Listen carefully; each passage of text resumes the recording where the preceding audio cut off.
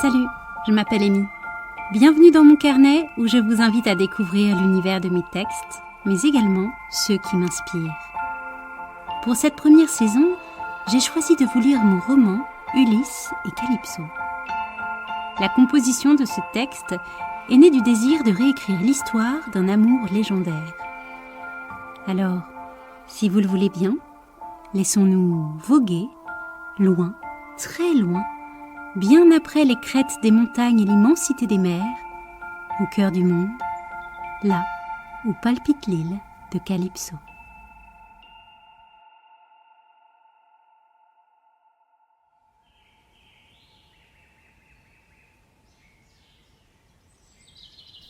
Épisode 5, la guérison.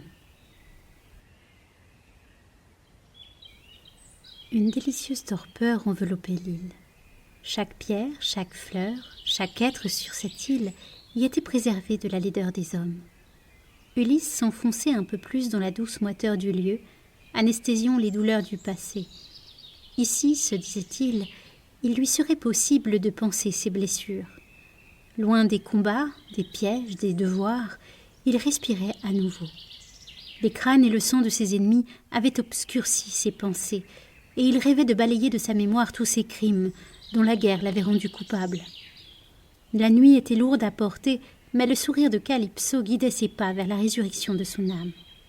Tel un flambeau, elle éclairait les lambeaux de son cœur et avec douceur l'aidait à les tisser à nouveau de bonheur.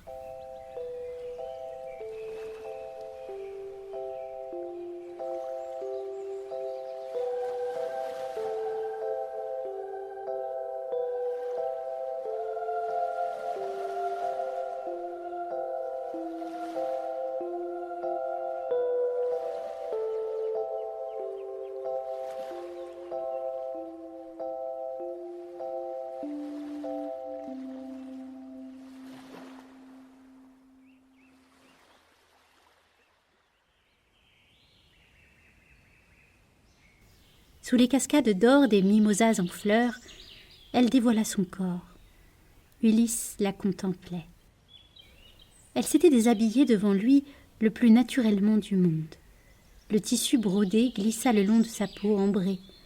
Un grain de beauté agitait l'essence d'Ulysse. Il y voyait le monde, celui qu'il s'évertuait à parcourir depuis toujours. Il y voyait l'éternelle conquête, la possibilité de rallier à lui une terre inconnue. La poitrine de Calypso s'offrait au soleil. Les bouts de ses seins gorgés de vie se dressaient vigoureusement. La bouche d'Ulysse affolée essayait vainement d'être sage. La nymphe riait. Elle s'approcha, ses yeux interrogèrent ceux de son amant. Elle pencha doucement sa tête. Ses lèvres s'entr'ouvrirent légèrement, et dans un souffle unique, elle prononça son nom. Ulysse. Cela ressemblait au bruit léger d'une cascade. Ulysse.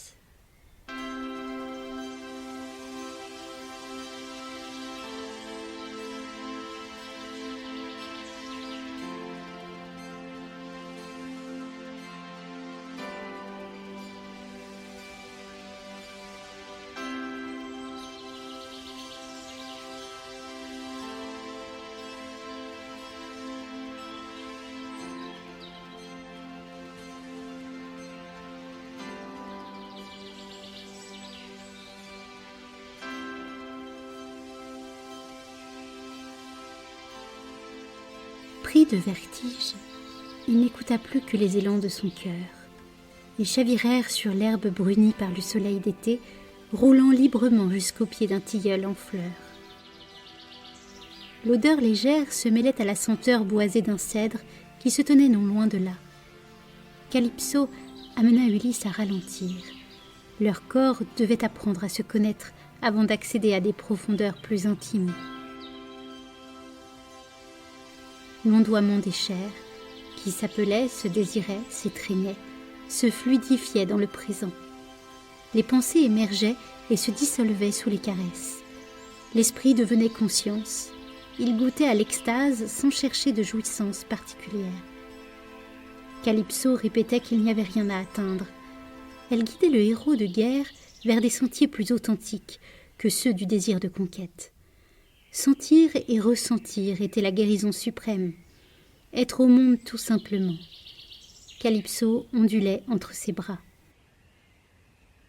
L'énergie vitale s'élevait en elle comme une douce vague. Chaque fibre de leur corps s'imprégnait d'extase. Et lorsque le désir d'exulter devenait trop intense, alors elle suspendait le mouvement. Le besoin dilatait la perception. Dans un sursaut patriarcal, Ulysse songeait à la posséder. Mais sur cette île, la possession n'existait pas. Et Calypso, avec patience, le protégeait de nouveau contre cette pulsion dominatrice que la société lui avait inculquée depuis sa plus tendre jeunesse. Ici, les corps se liaient au ciel et à la terre. Ils se mêlaient à la substance des étoiles et de l'humus. Au loin, le doux bruissement d'une rivière. Le vent tiède traînait les chairs. Le soleil et la terre emportaient les amants vers plus de conscience. Au creux du tilleul en fleurs, ils s'unirent pour la toute première fois.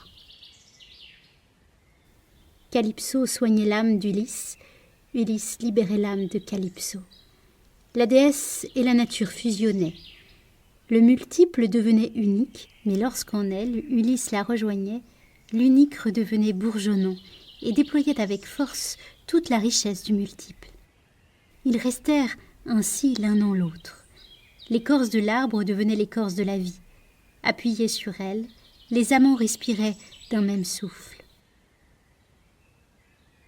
Plus rien n'avait d'emprise sur eux.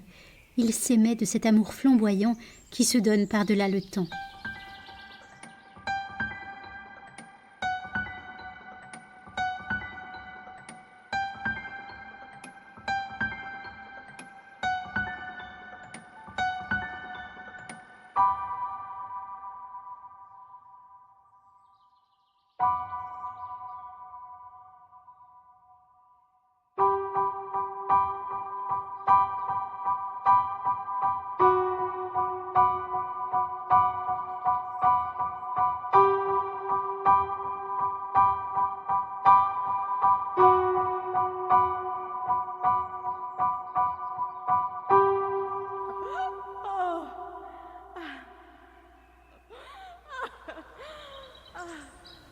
À l'ombre d'une source, ils reposèrent leur corps.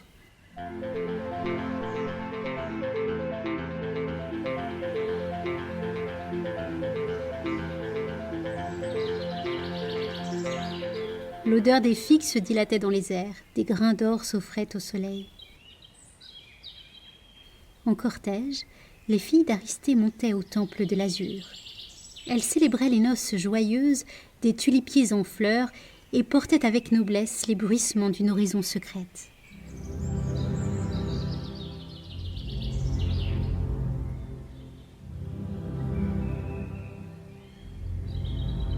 Au milieu des joncs, tu émergeais radieux. Combien de temps, me demandai-je, durera notre amour avant que l'ombre des dieux ne vienne corrompre le vin de notre coupe? Combien d'heures encore pourrons-nous goûter au vertige, à l'étreinte de nos âmes? Combien de matins avant que ne sombre le jour et n'apparaisse la nuit? Il faut ne plus y songer. L'instant se perd dans l'égarement des pensées. Cueillons-le, savourons-le, et laissons l'avenir au sanctuaire d'Apollon, aux sibylles, aux oracles, à la morte saison.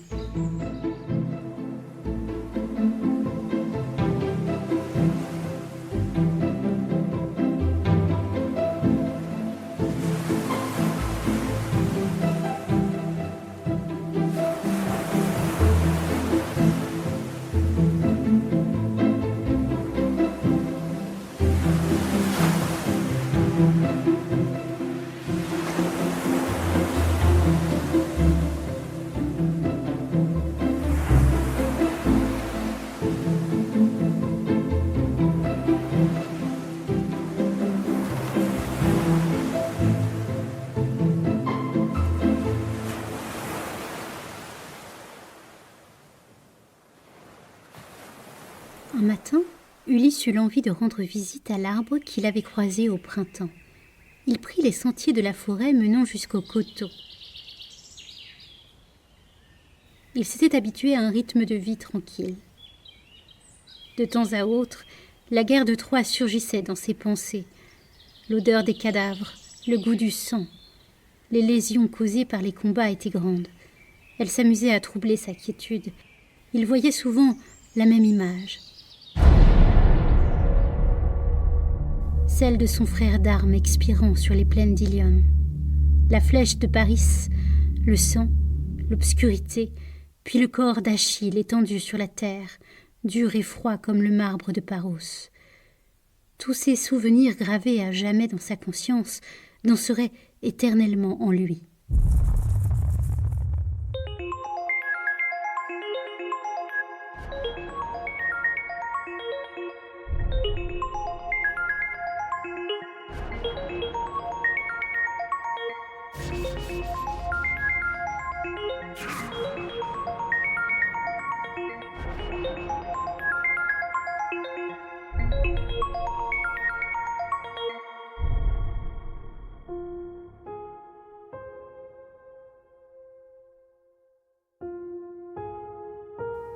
Voir un cadavre était une chose effrayante, mais découvrir celui de son ami le plus cher voguait au-delà de l'insoutenable.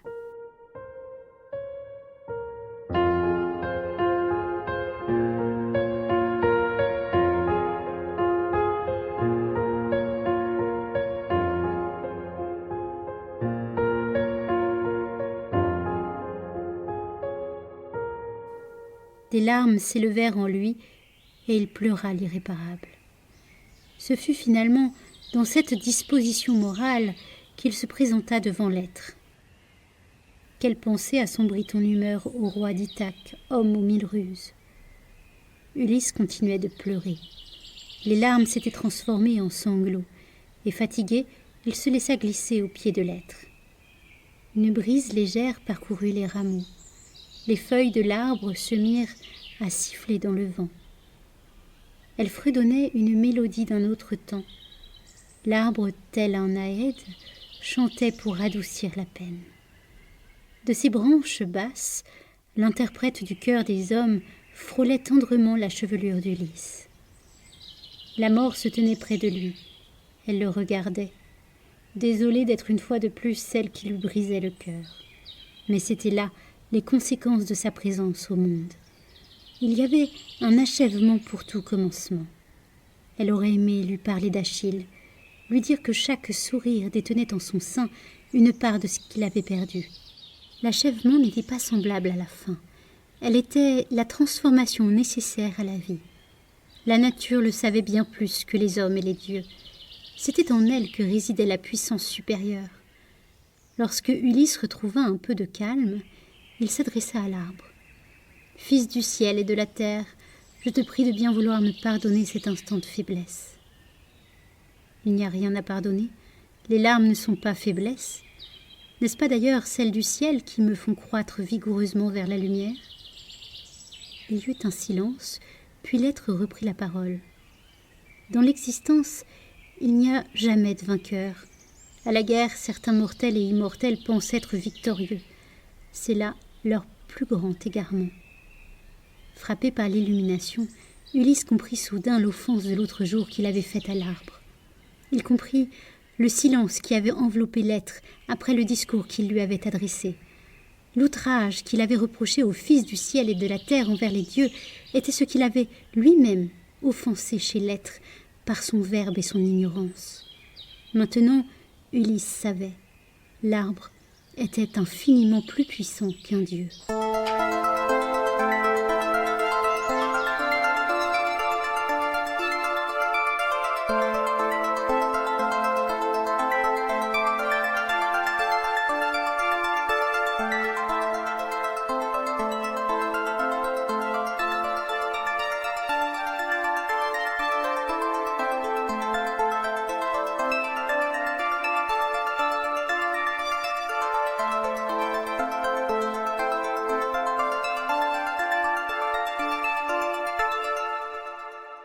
Sur cette terre, je n'étais plus roi. Je n'étais plus père, je n'étais plus l'époux, le soldat ou le héros. J'étais un simple mortel. Mon âme avait faim, mon âme avait soif, Mon âme réclamait son droit de naissance le plus sacré, et je m'unissais à toi, ma bien-aimée, afin de célébrer la vie, afin de me délivrer de l'emprise des hommes et des dieux. Nous écoutions ensemble les battements profonds du ciel et de la terre, possédant pour unique parure les branches d'un jasmin en fleurs. Notre flamme, à l'abri du vent, ne vacillait aucunement, et nous étions heureux, comme seuls sont les amants qui se pensent éternels.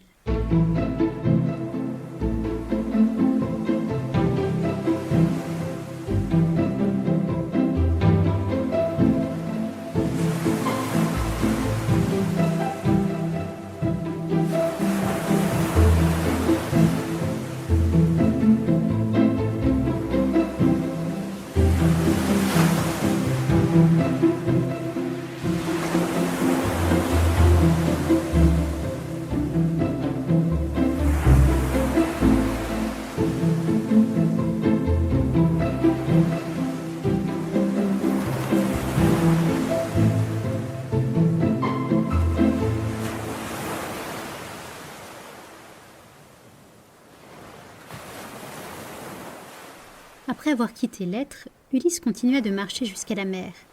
Il aperçut Caria, la nymphe aux yeux doux, et Eucryphia, celle à la langue rusée. Elles surgirent devant lui, nues, les cheveux libres. Des bracelets de lépidolite et des colliers d'améthyste brillaient sous les rayons du soleil. Elles se cambraient lascivement à la cime des rochers. Absorbé par ses pensées et son amour pour Calypso, Ulysse ne percevait chez les autres nymphes de l'île qu'une séduction exagérément travaillée qui n'opérait aucun effet sur lui. Tout en le suivant le long de la plage, les nymphes provocantes discouraient librement. Cela amusait le marin. Il y avait chez ces femmes une liberté naturelle rafraîchissante.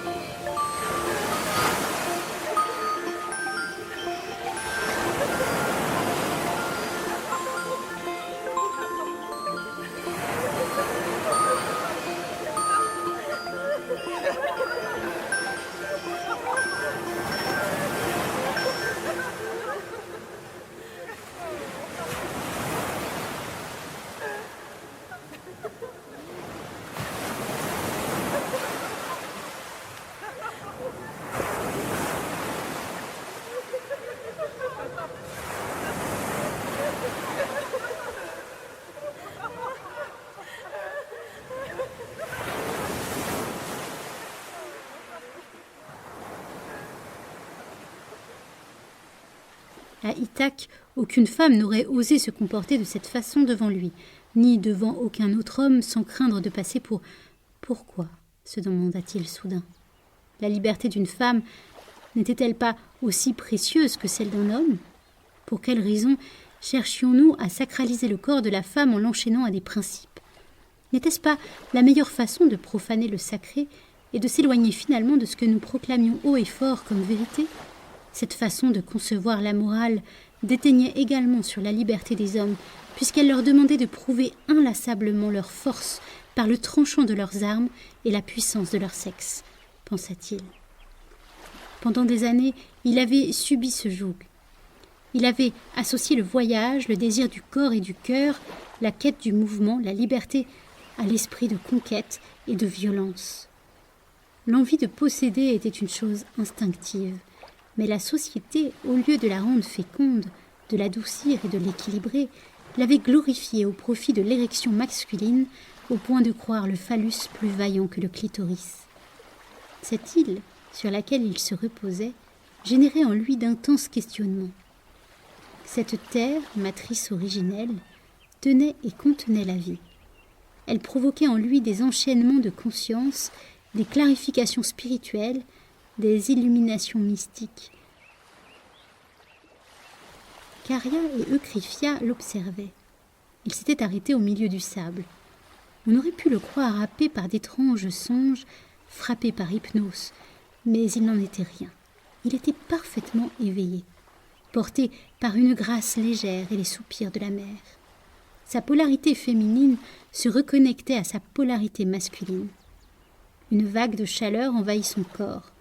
Lorsqu'il entrait en Calypso, c'était la même chaleur qui s'élançait en lui, cette sensation d'unité profonde. Ses yeux revinrent sur les deux nymphes. Ils roulèrent sur leur chair nue, brillante et puissante. Elle ne cachait rien. Elle détenait en elle toute l'émulsion de vie et de mort. À cet instant, il sentit l'impérieux besoin de rejoindre Calypso, de se fondre en elle, d'être littéralement absorbé par son ventre. Pourquoi n'avait-il jamais connu ce vertige en Pénélope ?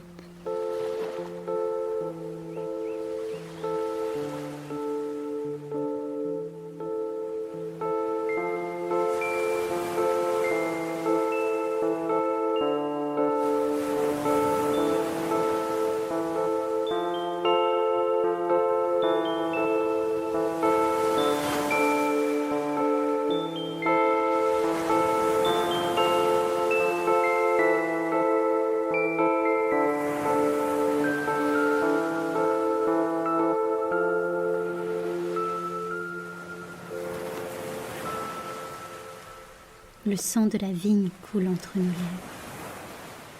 Entre nos lèvres coule la vigne. Mon bien-aimé, frôle ma chair avec tes dents. Le sang de la vigne coule entre nos lèvres. Entre nos lèvres coule la vigne. D'amour extase à l'infini, d'amour tremblant et impudent, cueille en nos cœurs tous nos désirs sages au bien brûlants. Le sang de la vigne coule entre nos lèvres coule la vigne.